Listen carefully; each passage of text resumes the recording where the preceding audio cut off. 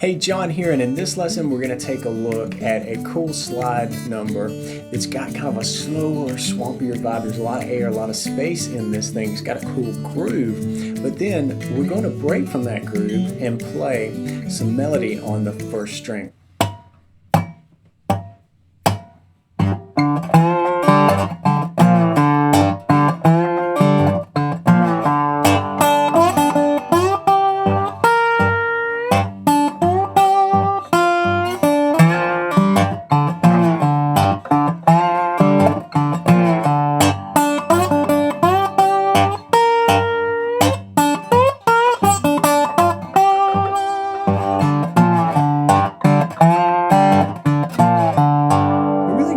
Into this as two separate chunks. We're going to take a look at the rhythmic content and that sort of driving beat as one chunk, and then we're going to take a look at the melodic content, that soaring slide melody, as another chunk. And you'll see later we're going to have to merge them together because at some point the melody actually bleeds over into that rhythmic groove. It's a cool way to kind of carry things over the bars a little bit and stay really connected to what you're doing. It'll test your ability to stay in the pocket on the groove when you're coming in at a different time. So there's a lot going on here, but I think you'll get it when we walk through this beat by beat and note by note. So let's do that right now. We're going to start off with the open fifth string as our bass, and I'm playing this finger style, so bass is usually played with the thumb with this downstroke movement, and then on the and of one, I'm plucking strings 4 and 3 together before coming in with the slide on beat 2. We'll talk a little bit more about this in a second because the next note is the open set of strings again, 4 and 3. All right, a few subtle things that we've got to talk about there. First off, when I slide in, we want to apply some vibrato there. So get good contact with the note, and then just do a little back and forth motion, get some cool vibrato dripping on that note there. The other thing is we got to hold that out longer than just an eighth note. In your notation, it's written as a dotted eighth note, which means it equals an eighth note plus a half of an eighth note, which is a 16th note. And then we follow up with this as the other sort of missing 16th note from that beat. So we're holding this out longer than just the eighth note. And then you can view this as kind of like these two notes being a pickup note on the way to beat 3. Okay, we're just kind of pushing that slide note, letting it hang out there, and that to me gives it a nice bluesy effect. And of course, when we hang that vibrato on there, it just does so even more. So then what we're going to do is on that set of pickup notes, I keep referring to it as that strings 4 and 3, I'm brushing up through the strings there, okay? So before we plucked, and there's a method to this madness, we plucked that because we want to come back down and mute it out. Muting is huge in slide playing. So I can stop these strings right here after beat 1 is over, and then I start with my slide. It helps to clean things up, to return these fingers back to the top of the string and just stop them from ringing, okay? And to really get that done, you got to pick them at the same time. Hear how clean that slide is? You hear just that note mainly. Then what we're going to do is, once we're done with that, I want to just pull up through the strings, and I'm doing it with my middle finger. You can brush up with whichever finger on your fret hand, or sorry, on your pick hand feels natural to you, but I'm dragging through those strings with my middle finger there. There's no need to quieten that down, not right here. We're not going to play a slide note next here, okay? Is the next note is the bass. So it's okay to let these ring a little as we brush through them.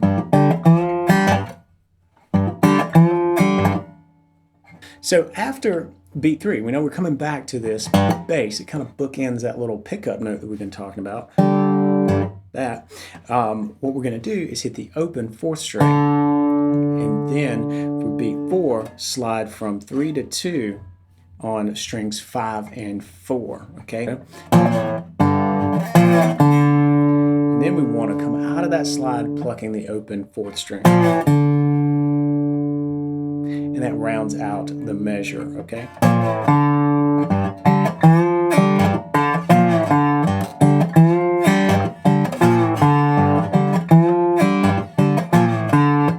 You can do a lot of things just with that little idea. You can alter the slide. You can slide in a little quicker. You could do a slide into and out of that last little tail ending of this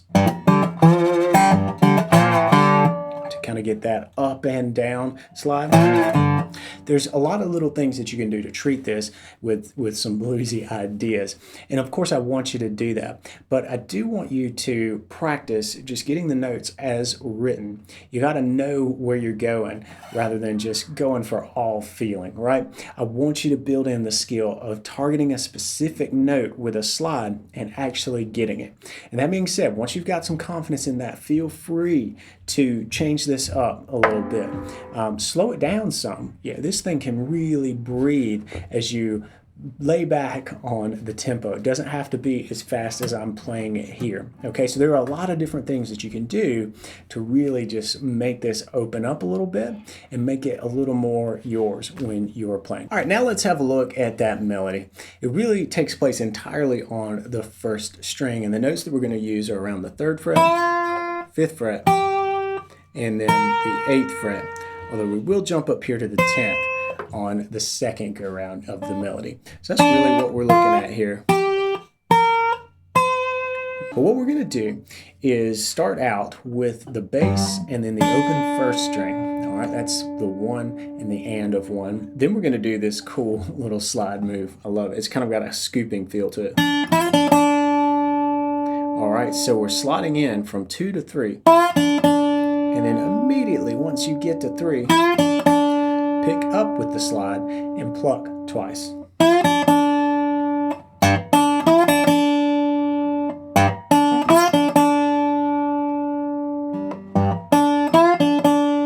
right, so this will test you. This seems like a very minute little movement, and it really is, but there's a lot of skill required just to do this and have it sound halfway decent. It's no small task because you're flying in after having the open string ringing and then flying off to do it again. That's what we're looking for. Then we slide in to the 1st string 5th fret, all right? With the bass. Bass again, then up here to the 8th fret. Here, I want to push this note almost as if we were bending it, you know? I want to push it a little past that 8th fret, okay? Very slowly and very subtly. Focus on getting to the 8th fret note, and getting that note to sound nice and clearly. But when you're there, think about pushing it just a little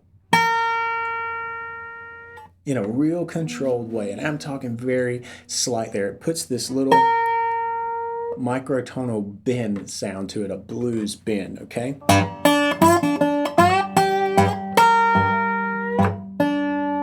Then the open string, then we come back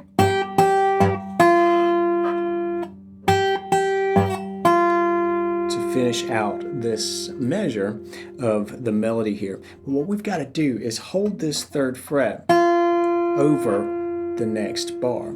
So when we end, whoops,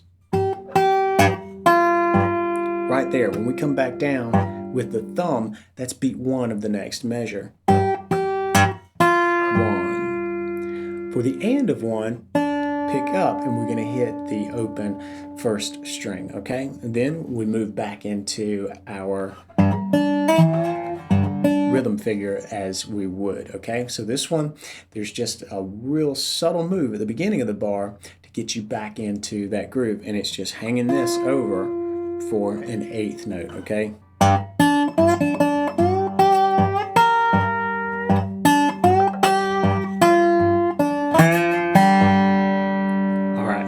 That's the connector. That's the piece that gets us back into the next measure. Notice how we were here on this 3rd fret and then hit the bass. So this is ringing out over the main rhythm groove, just for an 8th note. So it's just that little moment in time that helps to glue this thing together. We're letting it hang over the bar. And we're jumping back in without losing a beat. This helps you kind of keep track. So take some time and practice the transition and holding this over.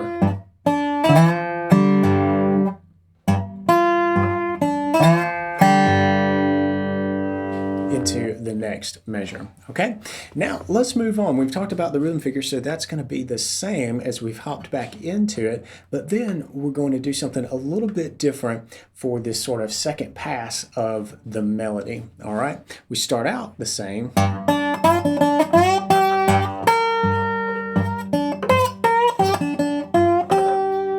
But that ending has a little bit quicker pace to it, okay? And so there's a little bit of a jump here in this move. So this is what's happening here. We do everything the same, and then we jump up here.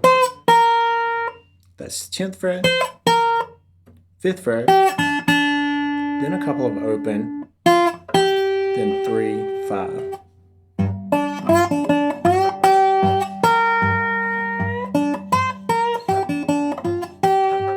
That's what we're looking for. There's a couple of subtle moves in there that we're doing with the slide. For instance, right there, when I'm coming into the 8th fret, I'm starting slightly flat and pushing into the note. This is a little bit different than that bend that we did before where we started at the note and pushed sharp. Here we're starting a little flat and scooping into the note. Just a little subtle slide. And I'm not starting way back here at the 7th fret, I'm starting just behind the 8th and pushing into it. You could say maybe it's the last little bit of the 8th fret before the actual fret bar there, fret wire. Then back, and we finish out like that.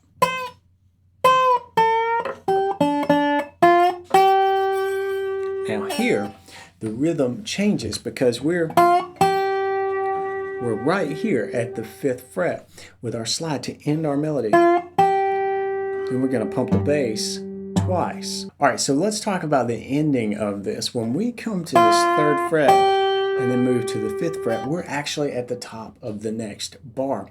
That's where we would jump back into the groove, but we're finishing up our melody. So we're really taking that idea of playing over the top of the next bar to a little bit more of an extreme than just holding it here like we did in the last pass, okay? Now what we're gonna do is play the 3rd fret, 5th fret, then pump the bass. But you gotta realize that this is beat 1, so 1 and 2, 3.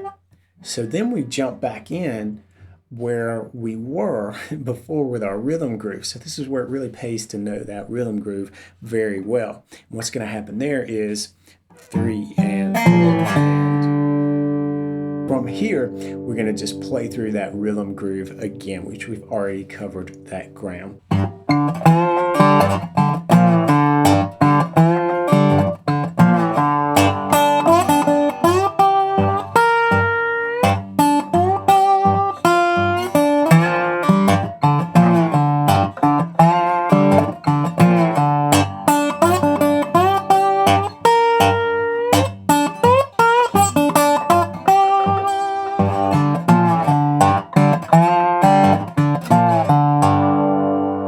That wraps up this slide lesson. There's quite a lot to learn and quite a lot to work toward here. There's a lot to be said about the subtlety of slide playing, okay? If you need some help with good technique, you can check out one of the slide courses in the My BGI library. Thanks for checking this out. I hope you have fun with it, and I'll see you around BGI. Play on.